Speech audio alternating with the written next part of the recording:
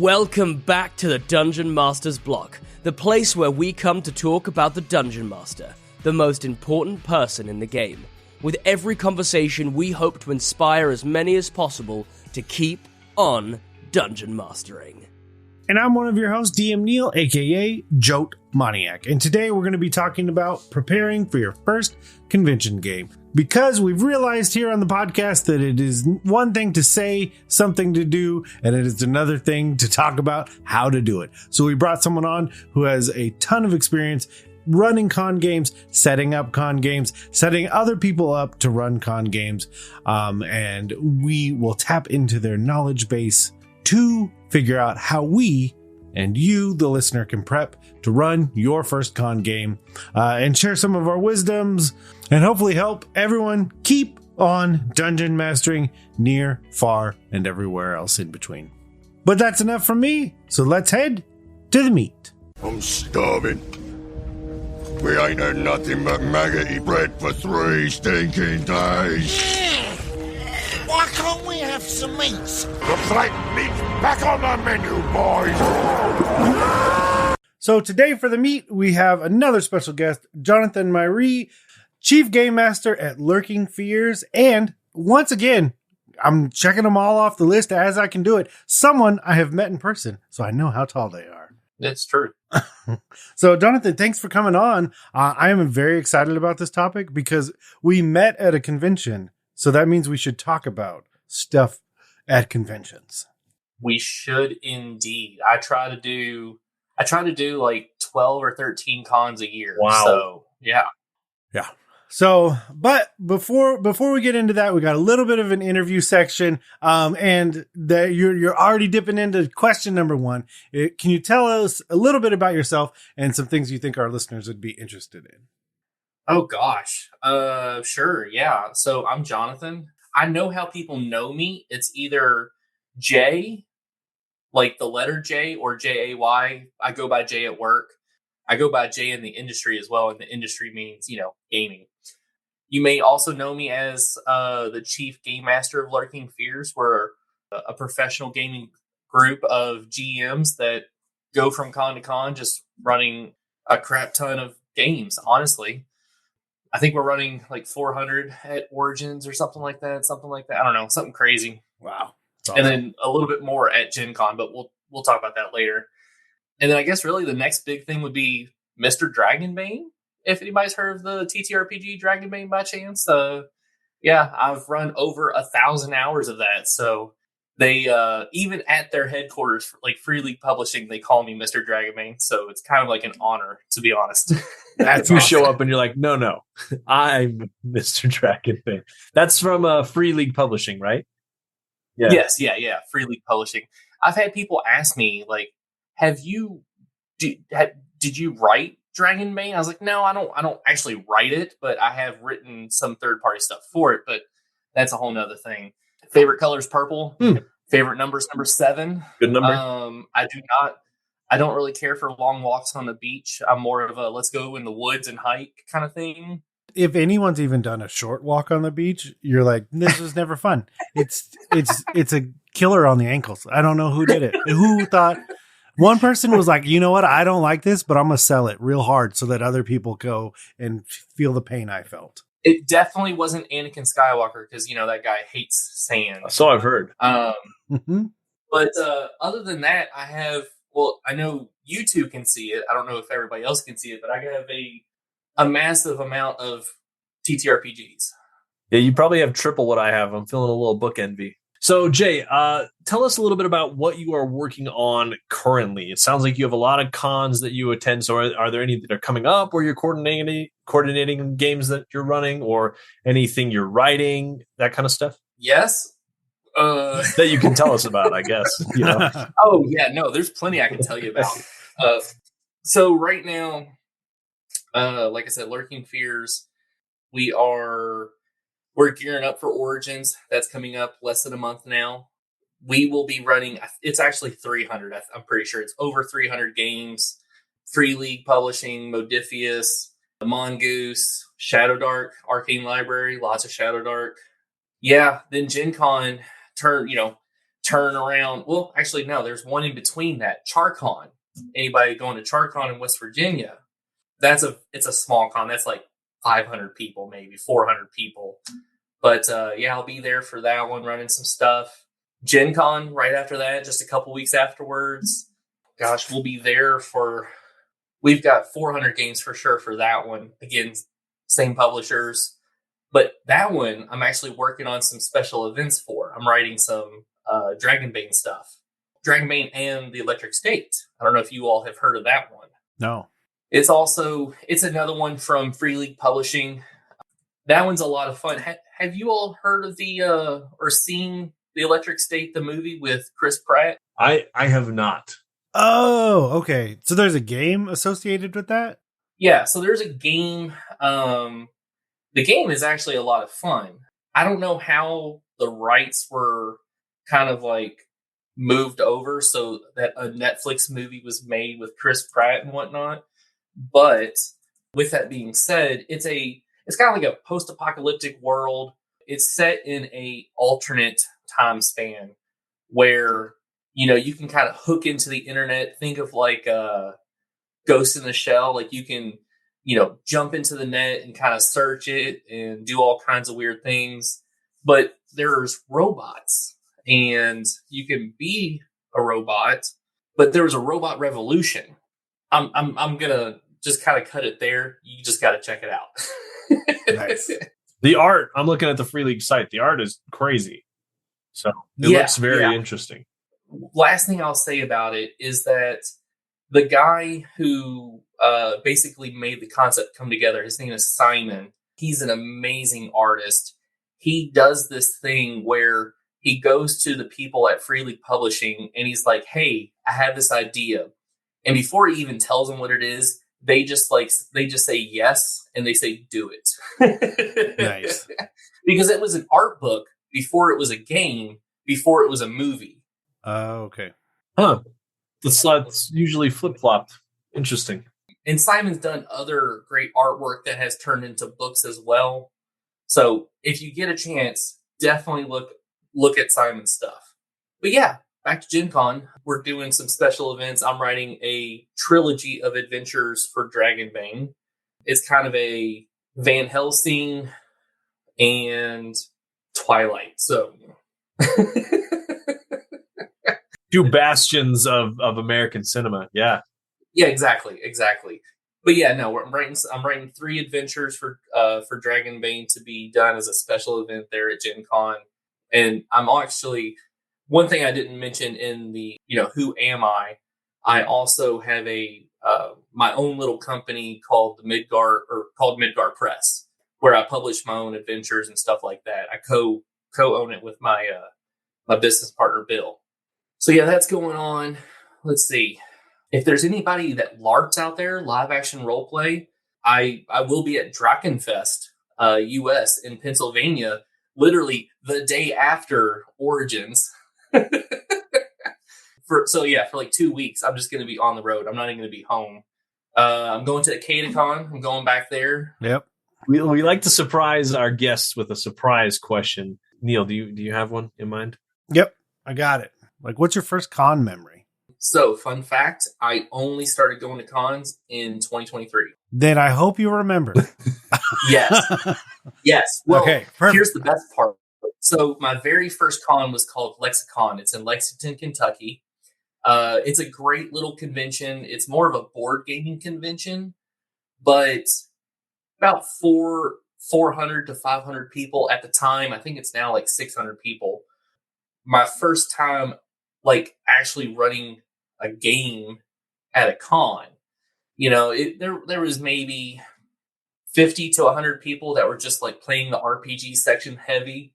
So I got to meet quite a few people, and those people, because they're so close to where I live and a couple other small conventions that happen around here, I see the same people multiple times a year. And because of the first time, I ran like 5 games at Lexicon in 2023.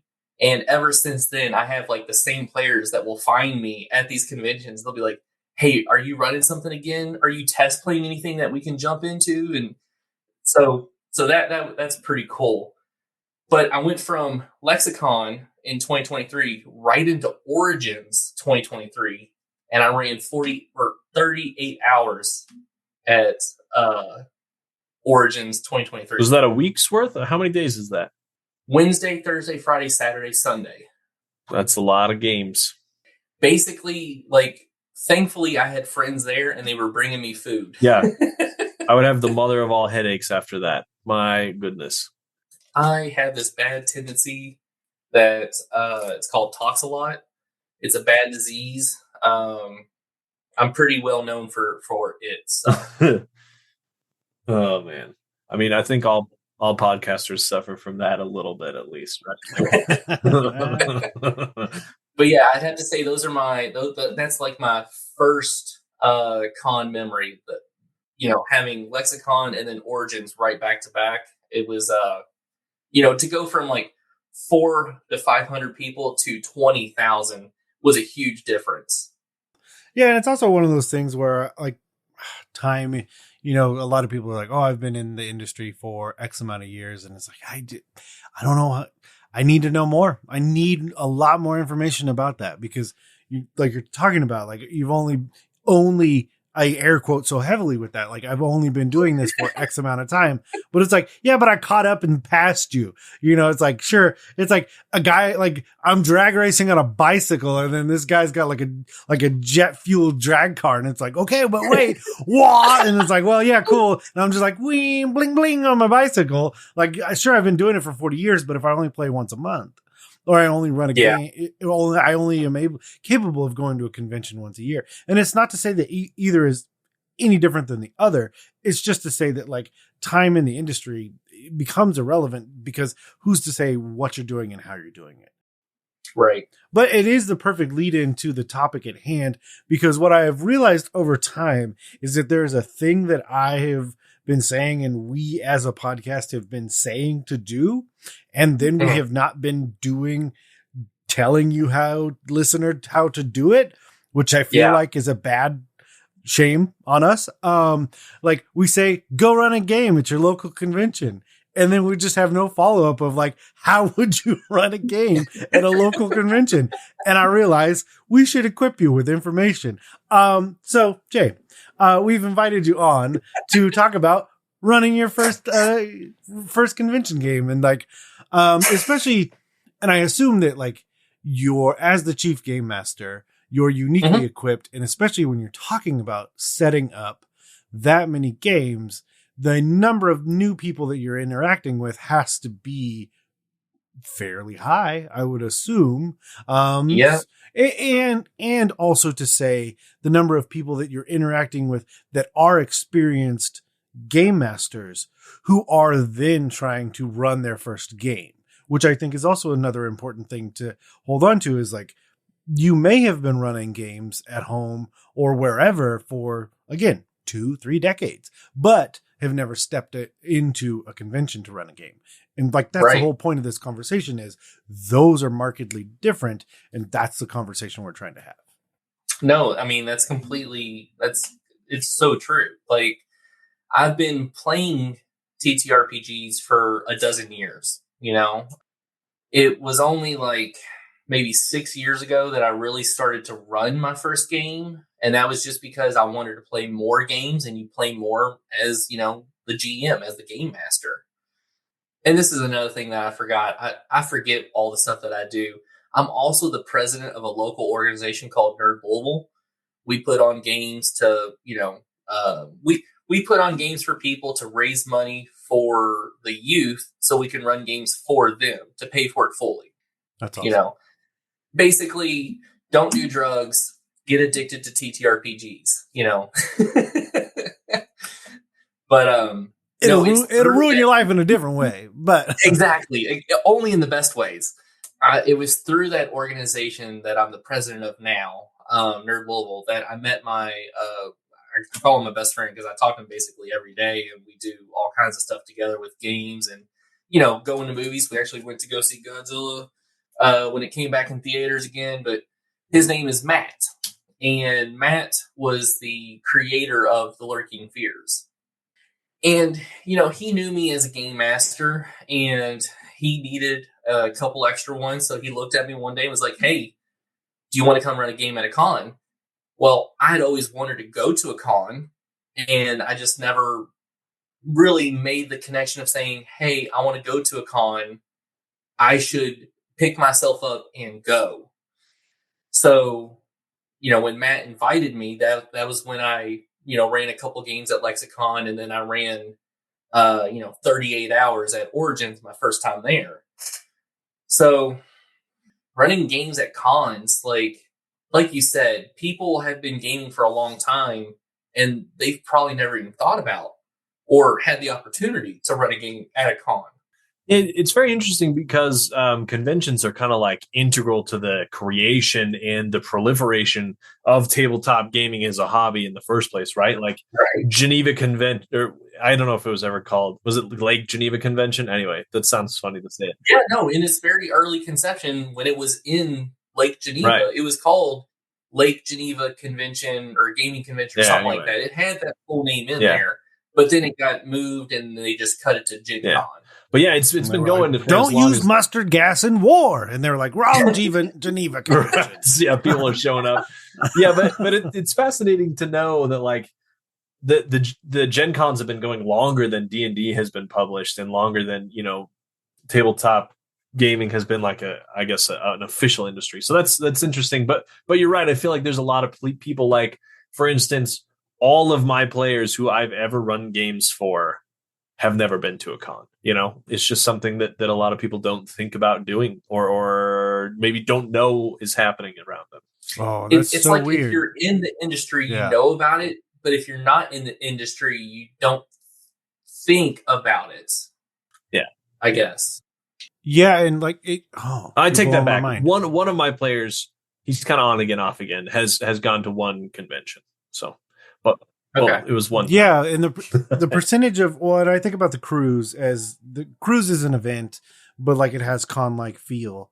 But like I realize, like, sometimes I feel like the number of people that are going to these end up being a lot more people that are GMs or DMs, and like they'll go to a con, like probably just so they don't have to, like, they're like, I will pay money to fly across these United States so that I don't have to run a game. And you have no idea the number of GMs or people who run, because they might be called dungeon masters or keepers or judges or whatever they go by, but the amount of people that I run games for that are game masters or those that run games, it's almost like 3/4 of my tables most of the time. I believe it. And it's because they don't get the chance, because you said it earlier, they're running the game for their friends, and they run a game once a month. Or if they're lucky, once a month, if it's schedule, somebody's sick, I'm very fortunate that I can play in a game almost weekly. I run a game almost weekly, or used to, until I had to start writing some special projects, and I've been a little busy. Yeah. So from your vast experience, I've run games at 2 different cons, but certainly have not ever hit that 38-hour watermark. So from your experience, what are like the main differences in your mind from running a game with your friends online or at your dinner table to being in a convention environment and kind of like, what that entails? It's a couple different things. So like home games, I definitely are a lot more structured.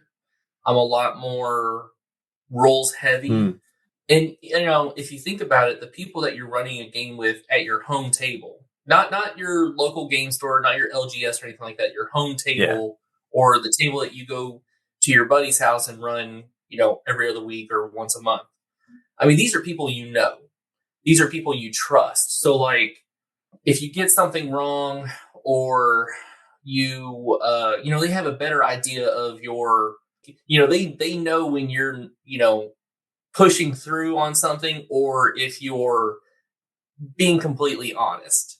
But for a con, my suggestion is to make sure your players have fun. I mean, honestly, these are people that you've probably never seen before, probably never met. especially if you go to like these, Origins where it's 20,000 people, or Gen Con where there's 70,000 people. The rule of cool always, is a big thing at these tables when you're at a con, because I don't exactly go full rule set. Rules as written, I try to do maybe 75%. There's a lot that I'll just kind of give, because you're introducing maybe a new system to somebody. You're potentially introducing, this could be their first convention. So you're introducing a new play style to somebody. But yeah, just have fun. That's the biggest thing. Like, make sure you know what you're supposed to be doing. You can't just walk in there and be like, we're going to run Star Trek Adventure 2nd edition that just came out. But really, we're going to be running Star Wars West End Games D6 version where, one's a 2D20, the other's a D6 dice pool. Make sure you're doing what you're supposed to be doing, but just have fun. I mean, as long as your players are having fun, that's the biggest thing, because they're going to remember that game because they went to a con. They had to do this weird thing and they jumped over this person and maybe they won at D&D with air quotes I'm doing. Yeah, I like all of those a lot, and I feel like that mirrors my experience. I definitely do play it a lot more fast and loose because you only have a certain number of hours or whatever that game is allotted for, and then maybe you've got another game you've got to get to, and so like you have to be a lot more flexible than you can be at your home table, where you can spend 3 hours with your players shopping or talking to random people on this riverboat or whatever it is, right? Like it's very different, but it can be very fun as well because of the difference. Like it's a different muscle you got to flex to get through it. Yeah, I'm not saying to railroad your players because you only have these 4 hours to do this adventure to get the job done. I mean, when I go to cons, I normally try to run 2 or 3 scenarios tops. And I'll run the same scenario multiple times over the weekend. I'll do, so for publishers, I've run 1 hour demos. Mm-hmm. I've done 2 hour kind of like tastes, because it's not really like a full play through the system, but it's just enough to get them intrigued. And then you have your 3 or 4 hour games. So, I mean, I've run the same scenario. I have a 2 hour scenario that I run for Dragonbane. I've run it 60 times at least just at cons. And all 60 of those sessions have gone differently because players are different. And I've had multiple times where the players just go off the wall and they don't do anything that's within that adventure. They just changed it up on the fly. And, I guess it's one of those things where because I've run the scenario so much, I know how it works and how the kind of like the area or the world surrounding the scenario. So, I have a lot of that leeway. I can just go left or go right and just let the players have fun. But I would definitely suggest having that GM screen up and then just, taking those dice every so often and just, yeah. Okay. Yeah. I like it. Well, and something you said like sparked in me, like remembering, like as you go into that first game, remembering the level of investment that you have as the person that is chosen to travel to the con, the person that has invested the time, the person that is willing to be that person standing in front of up to however many strangers willing to run this game. The reverse is true though, in being the investment on the other side. But it's a little bit of a balancing act because on the one hand, they have also spent time, effort, money, and all of those things. So they are primed to have a good time. I often think about that when I go to a comedy show.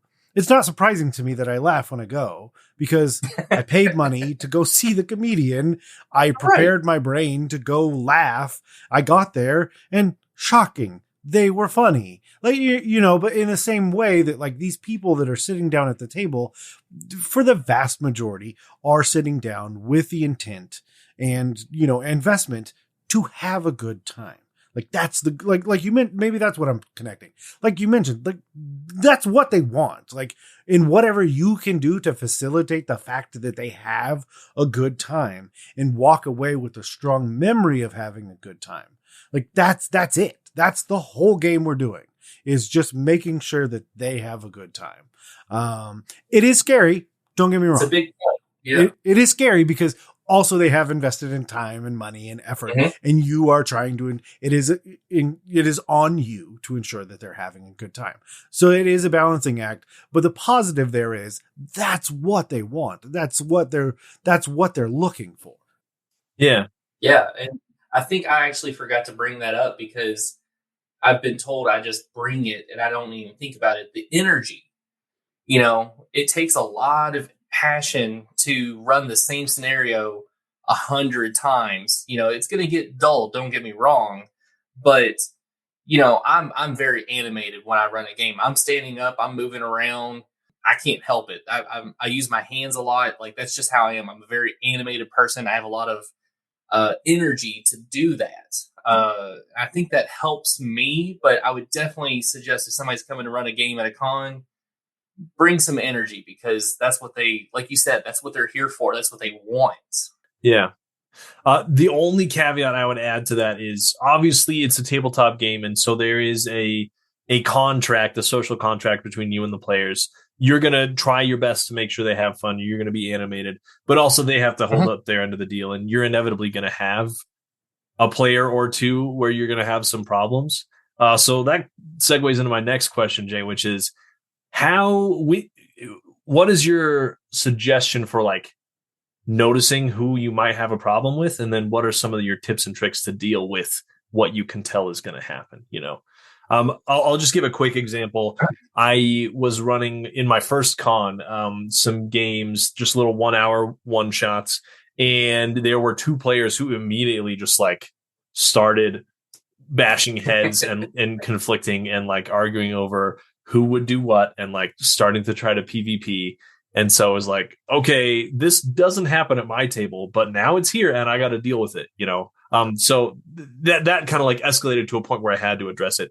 But if I had known beforehand, I probably would have tried to do some other things. So yeah, what's some of your advice or wisdom on noticing what might happen and addressing it before it does? No, that's a good question. I mean, it happens all the time because it can happen not only like player and player, but I have seen it also player and GM. I am a guy that I've been, and this just goes like common sense for me, like stuff that I've seen happen like in workplaces. Like I've been a manager before, I've been a supervisor. Heck, I've been the guy at the bottom of the totem pole and, I get told what to do and I just got to do it.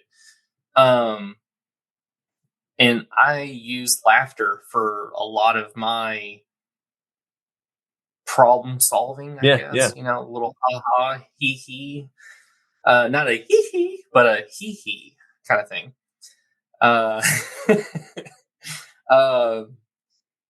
No, like I've had that happen to myself at tables where players will, like you said, I'm doing this. No, I'm doing this. And what I'll do is I'm like, all right, cool.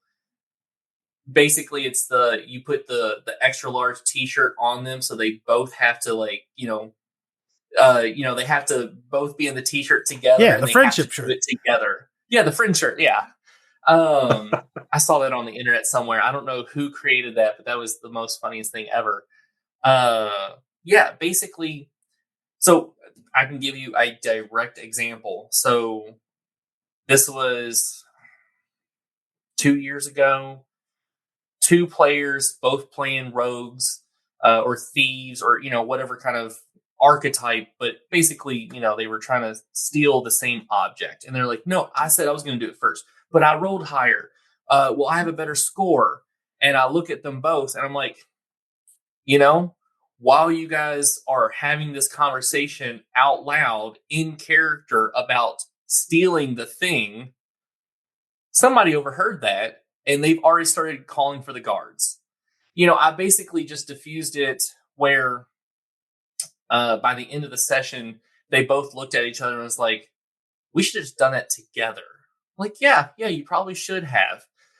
But basically, it changed the whole scenario where they were being chased by the guard. They were running across the houses, and two of the players ended up falling, so they had to fight some of the guards. Then they dropped in. The two rogues, they succeeded in jumping over the houses, but then they were able to like backtrack and then jump onto the guards to do their cool things.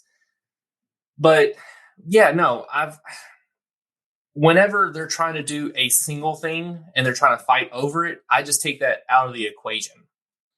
Normally it works. Sometimes it doesn't. Sometimes you have one player that just sits there the rest of the session is just like, okay, yeah, I do what they do. You're not going to win every time, unfortunately. No. I try to set it up to where whatever it is that they're fighting over, I just try to eliminate that from the immediate situation and move them quickly into something else. So that way they're not focusing on that anymore and they're focusing on the new thing. Yeah, I like it. One other scenario for you, because this is another one I've encountered and I'm sure is very prevalent. You sit down and someone who's way too excited sits down and they're like, here's my character sheet. And here's my super dark and crazy brooding backstory. And here's my crazy overpowered magical item. And I'm also playing a homebrew class that I made myself. And you're like, oh boy. I've been running the game solo for myself for the past 4 years. Here we go. So what have you done when you run into that? Yeah. So I've run into that a couple times, and those are more so at my local game store. I've done that a couple times where I'll say, bring your own character, the BYOC, instead of the, hey, pre-gen's already here. This is what we're running with. Because that's what I do at cons. I always bring pre-gens. I always print out a lot of what's on my shelf right now. I have folders, and a bunch of the folders have pre-gens in them just ready to go. But yeah, no, this situation, it was a bring your own character, and that's exactly what they did. They brought their character that they've had for 6 years. No GM has ever been able to kill it. This character has always been the star of the show, so on and so forth. Before the game starts, I just explained to that person that, hey, there's 7 people total sitting here at this table. I'm one of them. You're one of 6 players. I'm going to let you do your cool thing. I want the other players to do their cool thing too. Again, you're gonna, that player's going to look at you and do 2 things. One, I like that. Thank you. Yes, I will make sure everybody else gets their turn too. And then you're going to have the captain who, he's terrible at this skill, but he does it anyways because he wants to make sure he's rolling his dice, or she, or they. Yeah, whoever it is. Yeah. Yeah. I mean, like I said, I just have that conversation in the very beginning. When I sit down at the table, I immediately explain the character sheet. I go over like 5 minutes. I thank the players for sitting down because if it wasn't for them, I wouldn't be able to run. And then I tell them, hey, let's all have fun. Let's all have an opportunity to have fun. And we'll work with each other as we go. As a reference. And so one of the things that Lurking Fears does, we have like a small survey at the end of our games. Two big questions on there. There's only like 5 questions total, but 2 of them is 1 to 5, how is your GM? And the second question is like 1 to 5, how is the system? And hey, I've got ones before, I mean, I think I have an all-time rating. I think I have like 400 ratings because I run so many games, but I still get ones every now and then. You're not going to be everybody's cup of tea. Yeah. I mean, who doesn't like me? I'm just playing. But no, you're not going to get every single person, unfortunately. But just try to have that simple conversation at the very beginning of, hey, we're all here to play, including me. I just get to play more. Yeah. I like that too. I'm a huge fan of like having the pre-gens. Like, and I'm going to say a piece of advice that I'm bad at, so that's okay. So something that I should do better, and is a great piece of advice if you're going to your first con game. It's a healthy assumption that your players, it may be their first con game as well. Trying to facilitate having everything that you need and then everything that they may need is a really good idea. When someone always asks, like, how many sets of dice is enough sets? My actual answer is always, how many full sets does the table need? That is the actual real answer. Yeah. One is fine, but if I could give a full set to every person at the table, then I'm good. I mean, yeah, everything past that, sure, whatever. But like, if I could really sit down at any table and give everyone a full set of dice, then we don't have to ask any questions about handing them out, unless, of course, it's I crit on my fireball and everyone's got to put them in the middle, and that's fun, sure. Something along those lines, but having pre-gens, because I do it. That I always do, because I'm never assuming that anyone's going to bring anything. And when it comes to characters, because that's not fair. And so I'll always print out pre-gens no matter what the system is, no matter what it is, unless it's a small enough system that part of that system is actually creating characters. Yeah. Of course, that's part of the game. But if it's not, I print out so many characters. And then it's like you said, though, like if nobody uses them, I just put them back. And then I just you have them for the next one. Yes, exactly. Yeah. So, pencils too, right? If you're going to bring character sheets, bring pencils. Everyone can make their own notes. I've brought note cards in the past, and I'll fold them in half and have people write their name and their character's name. Yeah. I tell you what, I just found this out the other day, and it's remarkable that I just found it out. In fact, Matt, I was just talking about, the guy who introduced me to cons and the Lurking Fears. He just found out about it the other day. He's been gaming a lot longer than I have. They're on Amazon. You can buy table tent, reusable sheets, or dry erase, and they're. I don't know why I didn't think of that. You just bring a marker. Just dry erase table tents. Yeah. Nice. Reusable. Yeah. I've been buying packs of note cards, and the amount of note cards I've gone through just because of that. It makes sense. It makes perfect sense. Every cheesy business event that's been happening for the past 40 years, of course they exist. We're all fools. That's a good one, though. I'm going to check Amazon for this. Of course they exist. Yeah. No cards, though. No cards is the other thing. And this is a piece of advice that I give all the time, but I think it is a very, very, very important piece of advice, especially if it's your first con game.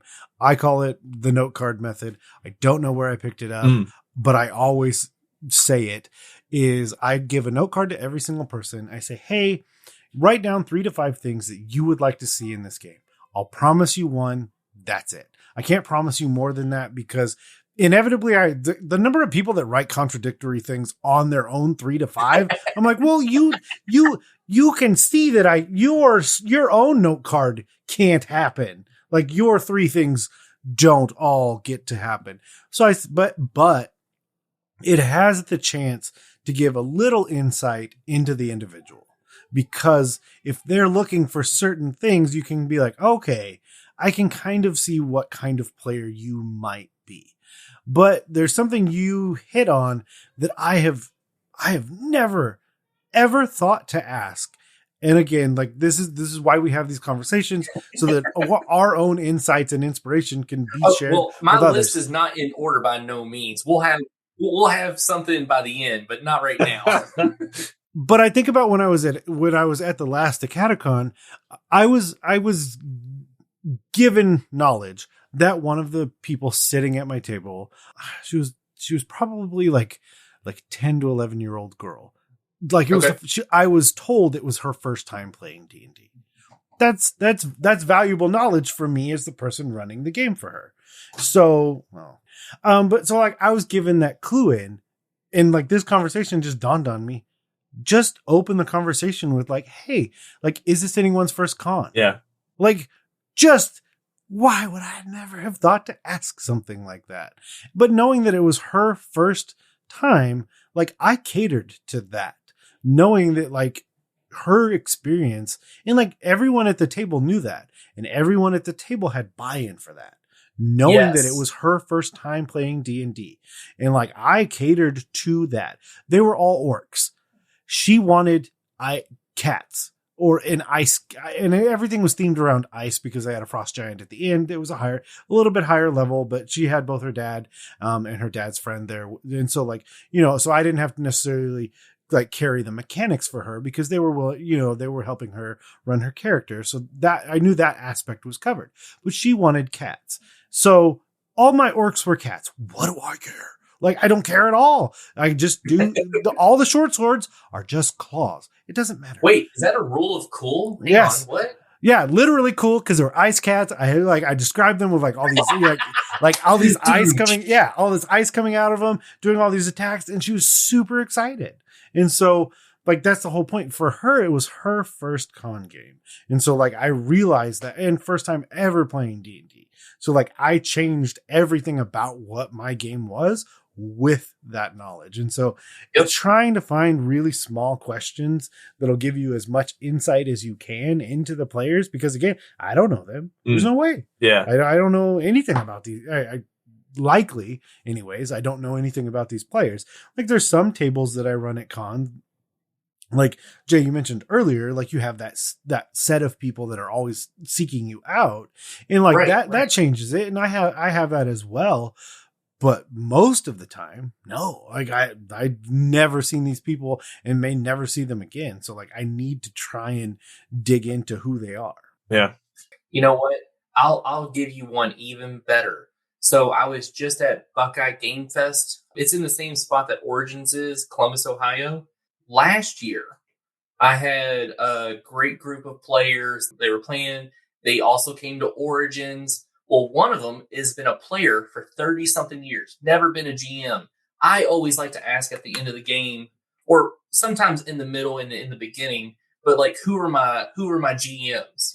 Who run games and whatnot. And that's how I know like most of the games I play or run have a lot of GMs in them. Well, last year when I asked this question, this one specific player, he was like, "I've never run games. I've been playing for 30-something years." I was like, "Why? Why not?" Yeah. So because I asked him why and why not, and he did not have an answer for me, I saw him again at Buckeye Game Fest just like last month. And he played in another one of my games. I love having him. And at the end of the game, he told me, he's like, "I have to tell you something, and I can't thank you enough for it." I was like, "Okay, what's up?" And he's like, "I ran my first game shortly after we talked last year, and he's run 5 games so far. He's like, I love it, and I don't know why I didn't do it before." Nice. Like you said, it's just getting to know the players sometimes, and it's just like, well, why not? Why not be a GM? I like that. You got to get more people to do it, right? I do like asking is this your first time? Like, what's everyone's kind of skill level? Also, because if I can, I will position people who are familiar with the game next to people who aren't, just so they can kind of help with mechanics as well. Like I've had that happen where, I've got 3 women who have been playing for years, and then I had 3 high school girls who had never played. And so I was like, all right, let's switch up the seating chart a little bit. And, everyone helped everyone else, and it was super fun. Guys, because it was kind of a group effort, and everyone had a good time, and it wasn't like one person being confused or this half the table being confused. So, and most of the industry, most of the players within this industry that I've noticed, they are more than happy to help a fellow nerd at the table, and they'll even like if they know it's somebody's first time, they'll kind of be like, "Oh, well, you take the last hit, you take the monster down," and I mean, I might not keep the HP on the monsters all the way accurate. I might save that final hit for that first time player just so they can, they feel like they won at D&D kind of thing. Right. That's why hit points have ranges. It could have been a strong one or a weak one. This we don't industry, know. It's not called tabletop role playing games. It's called D&D, because if I tell somebody, "Oh, I run TTRPGs," they're like, "What's that?" Yeah. I tell them it's like D&D. "Oh, yeah, I know what that is." You're not wrong. Well, one of the other things I've thought this whole time is like a lot of this advice is geared towards running games that are a lot more freeform.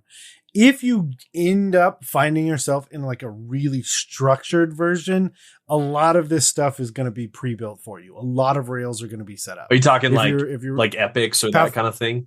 Pathfinder Society. Oh, okay. Yeah. Or Adventurers League. Something like that. Adventurers League and that basically boils down to read everything start to finish, follow the rules. And so and go to the person that's supposed to help you. Like there's a hierarchy, there's a structure. And so if that's a more comfortable system for you, seek those out. Seek out Pathfinder Society. Seek out Adventurers League. There's somebody that's always running at it. Origins, Gen Con, all of those things. If that's something that you're more interested in, you're more comfortable, it's like bowling with the little gutter lanes up. But the thing is, with that comes, you have to do that way because there are things that are tied to it. Then, especially if it's like, I think about AL is in a weird spot right now, and I think it's going to get back to the way it was over time. But I think about like AL, like, no, they need to go through X, Y, and Z because certain people are trying to get through the story in a certain way. They need to get certain magic items. They're trying to obtain a certain amount of experience points so that they can level their character up in a very specific way. And they need to do certain things, and you need to do those things in the allotted time. There's no if, ands, or buts about it. So the stress of that is different. Stress and structure kind of come hand in hand if you change it. So I don't do them because it's not really my style.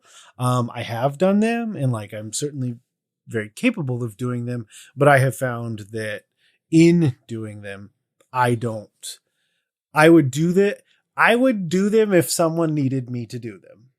If someone, like a last minute thing. If someone needed to cash in some social capital with me, like it was a friend, like Jay, if you said, hey, I had someone, if we were at a catacon and you said, hey, I had someone fall out and I really need someone to run this AL table and I know you're free in that spot, I'm in a pinch. Neal, would you be willing to help me? That is something I would say yes to. Everything being equal, I'm not going to sign myself up for an AL game. But again, because it's not what I like to do with every option on the table. That's just not my personal style. No, and it's a really good clarification because you bring up a really good point. We were talking about, what makes, I guess we were talking about what con games are, but we were talking about more of having fun, making sure the players are having fun and making sure it's, it's a little loosey-goosey, and when you're talking about an Adventurers League or the Pathfinder Society, I do have some notes for that as well, though. I mean, if you as a game master want to run a scenario where, like you said, ABC, and then it has to end with XYZ, I would not suggest running it for the first time at a con because you're going to have access to that adventure before the con. Or let me rephrase that. You should have access to that adventure before the con. You should be testing it with your home group, your trusted people that and actually that's a really good spot to test certain adventures because if you're a writer, if you're a GM that feels confident enough to craft your own adventures or campaigns or settings and stuff like that, your home group is the best people to test that with because you're going to be able to be like, all right, guys, I know we're doing this, but I need to keep us on track so we can get to the end. That's the kind of group that you can tell them hey, you're getting off track. Let's go back this way. I'm not saying you should do that at a con, but doing that or practicing that will help you so that way when you do get to the con, you can better plan for, oh, there's a cat. The players are going to chase that. Don't even introduce the cat. Yes, 100% yes. In my prep for my very first con, I had, I think, 3 or 4 different games I was supposed to run, 4 different adventures, and 3 of them were the easy 1-hour ones, and then one of them was longer and also not written extremely well. I have found, this is just my experience, that a lot of the Adventurers League stuff has holes in it, has issues, has typos or misprints or stuff that just got past everybody and is wrong. And so I did that with my group, ran them through it once, and I was like, okay, after reading through it, I didn't get it, but now after running it, I get it. I'm going to tweak this and that. Since then, I feel like I've gotten better to the point where I can read through it and I can know how it's going to go. Visualize it in your head. Yeah, and I'll know how it's going to go. But that first time, just like running it with my home players who I'm comfortable with, who's comfortable with me, who I kind of know how they're going to act, it definitely helped a lot in my in my prep. So that's a good hint. I run a lot of different games. I could run you right now a dozen different published like big games. There's probably another dozen small like 1-page type of systems that I could run you as well. But there's a complete difference between some companies, and I'm not going to name names. I'm just going to say some companies are willing, or some publishers are willing to put more effort into it to make sure that doesn't happen, and some aren't. Yeah. That's all I'm going to say. Yeah. It's a fair assessment. Yeah. Also, like if you're going to a third party event or whatever, and they're like writing their own stuff, also review that stuff because you just never know. Although those have been better, to be honest, than the AL stuff. So, there are, I know quite a few third party publishers that are just like a 1, 2, 3, or 4 people group, and they put out amazing stuff. So yeah, no, I agree. The passion is there. All right. I don't know what we're going to do for this, but we'll try it anyways. So what we like to do when we round this out is we like to give people homework, anything that they can read, they can watch, they can engage with to prepare themselves. It might just be more practical this time. Yeah, it's way more practical. Honestly, the only homework I can think of is like go to a game store and like, if you're not going to run a game in a game store, like go play in a couple of games at a game store and see what it's like. At the very least, but you should go try to run a few games in the game store. Try to run a few games at your local con. That's my homework. That's what I would say. If you go to tabletop.events, that is the #1 site to find a convention, and I will tell you there are hundreds upon hundreds upon hundreds of cons, and there will be a con somewhere close to you. There just will be, whether it's a small, like 100 people con or it's a big, like 20,000 people con. But there should be plenty of game shops, around. I know here in Louisville, we've got 3 or 4 I can think of right now. I've had that happen. Players will just walk up and say, hey, I don't want to play, but could I just listen? I mean, I've actually done that. I've listened to other game masters run their games. It's not a bad thing because there's a lot of things that I have seen from other game masters that they do. And I'm like, I love that. I'm going to steal it because you're an amazing person. But yeah, go to a game shop, run a couple scenarios. If you happen to find a local convention around, run a couple scenarios there, Did we talk about the process of how to sign up for running games at cons? I don't know. Some cons, you just message them and they'll tell you exactly how to do it. Some cons, some of the bigger ones, they won't tell you how to do it. You just got to figure it out. But some are just nicer than others. But yeah, no.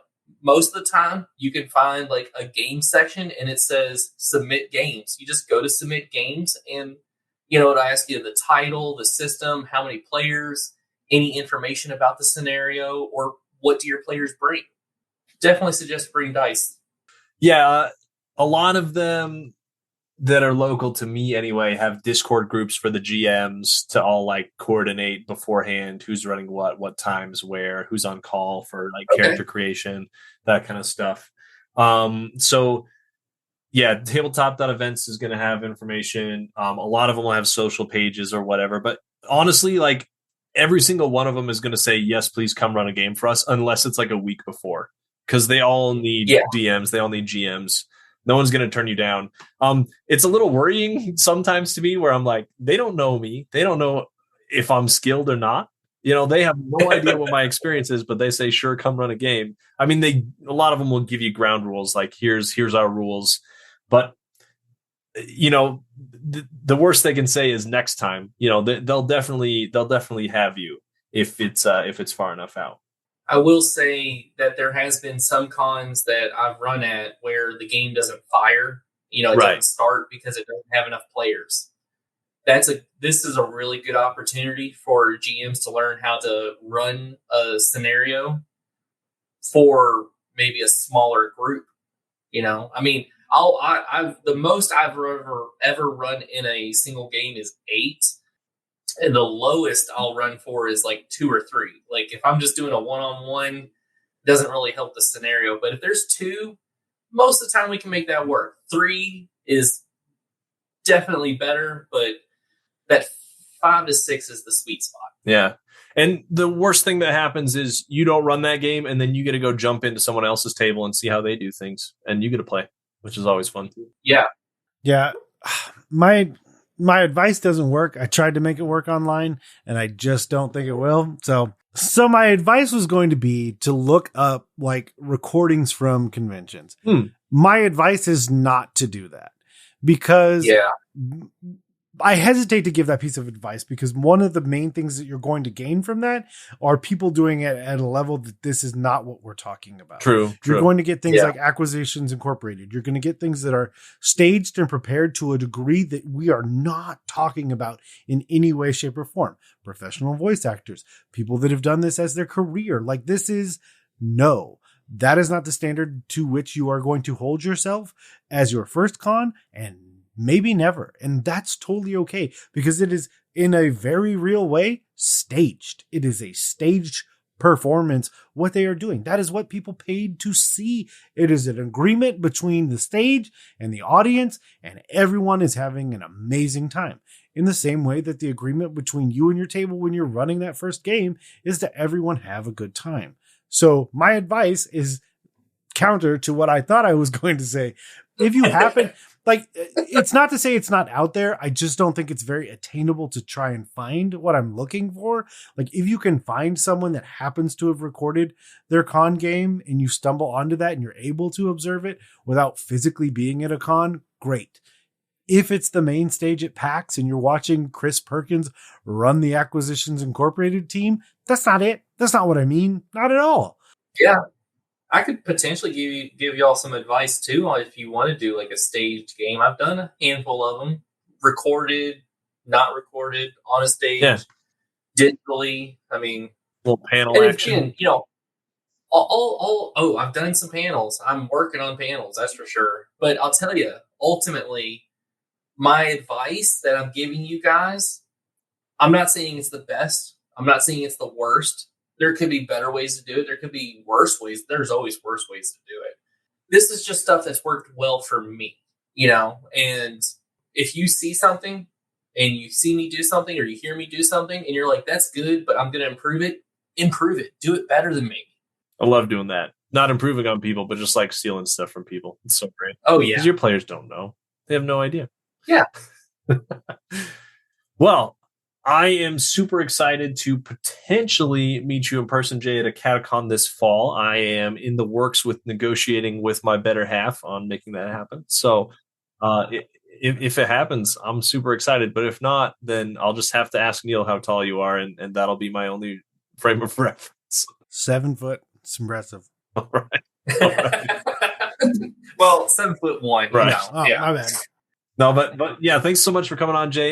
Your experience has been really awesome to draw from, and I think all of the listeners out there, if you haven't tried to run a con game, like this was a masterclass in just like the crash course, how to get in, get out, get in, have fun, get out. I can't think of much more I would tell you before you go and do it. So if you haven't, this is your sign to go and try. Yeah, no, 100%. Go do it. Yeah. I think if nothing else, the biggest takeaway is to ask yourself why not. And if you don't have a good answer, get out there. But we will end it on the most important thing is where can people go on this world wide web to find everything you're doing? Nerdlowell.org. Again, I'm the president. You'll find my name is Jonathon, but I go by John or Jonathan or Jay, whichever is easier for you. we're always doing events here in Louisville. We've actually got a con coming up in October. We're doing our own small thing called GameCon Junction. You can also find me at lurkingfears.com. We, put out some information every so often about which cons we're going to, or you could just find me on Facebook as Jonathon Myhre. And then, of course, as Mr. Dragonbane as well. I'm always going to cons, and I'm doing I'm doing it, but I don't know if anybody can see it because I don't know if this is going to be video or audio, but I always do where are you at, where I take a picture of myself at a con and I just say, where are you at? Why aren't you here? Why aren't you playing games? Well, perfect. We will definitely have to have you back on, and I will definitely take you up on the offer. You're going to have to run us in some Dragonbane. Teach us the ways. You guys pick a time. Let's coordinate, and I can run you a game. So yes. Perfect. We just want to thank Jonathon again for coming on, spending some time with us, and hopefully we'll have him back on maybe to talk a little bit more about Dragonbane. Of course, if you've ran some con games and you want to tell us about it, or tell us about the cons you've been going to, we always want to hear about it, and you can definitely reach out to us. The number one place to do that is dungeonmasterblock@gmail.com. And if you see fit, head over to your podcatcher of choice, leave us a rating review, because it makes me smile. It makes me happy. It makes my day a little brighter.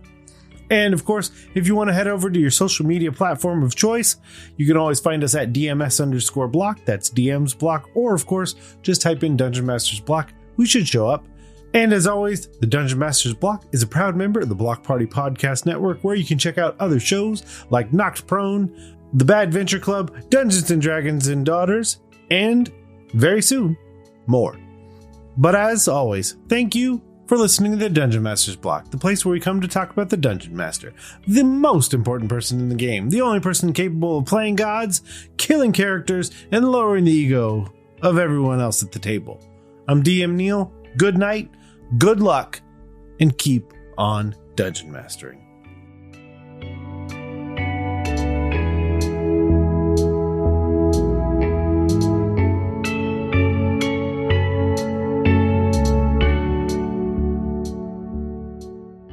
It's not inspiration, it's not wisdom, and it's bad advice. Every time I hear the word con game, I always feel like it's grifting someone, like you're trying to con them out of something. And I giggle inside.